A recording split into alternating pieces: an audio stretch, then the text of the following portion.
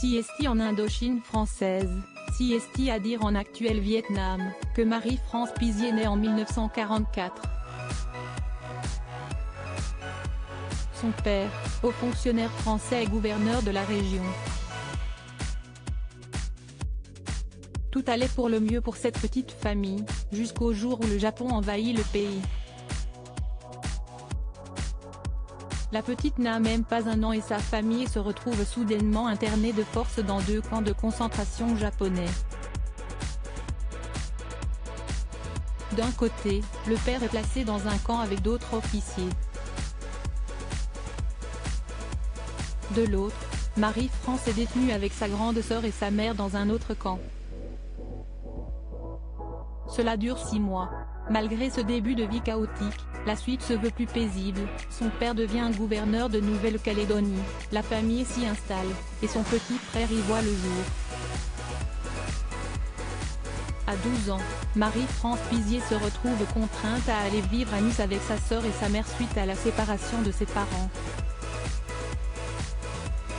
C'est dans cette ville que sa carrière débute sur un coup de chance incroyable.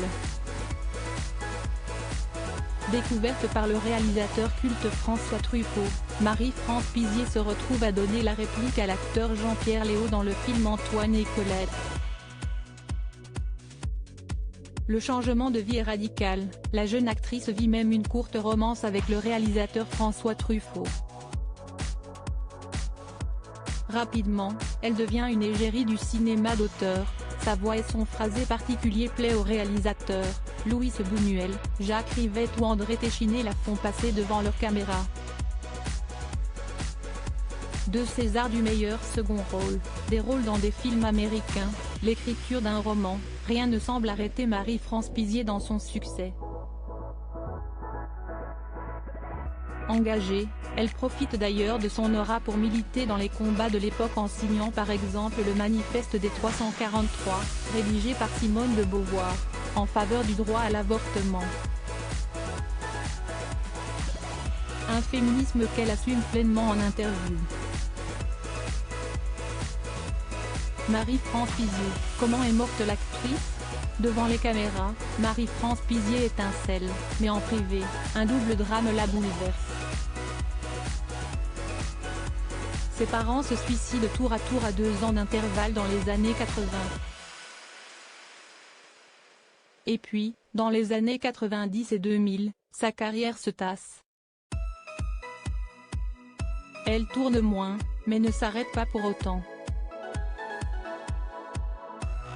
Nouveau coup dur quand on lui diagnostique en 2003 un cancer du sein, le même qu'on avait diagnostiqué à sa mère avant son suicide. Heureusement, il se traite et l'actrice continue à jouer dans des films ou au théâtre. La vie suit son cours jusqu'au 24 avril 2011. Vers 3h30 du matin, son mari, Thierry Fung-Brentano la retrouve inanimée au fond de la piscine de leur villa. Sa tête et ses épaules sont coincées sous une lourde chaise en fer forgé. Quelques heures plus tard, elle est déclarée morte.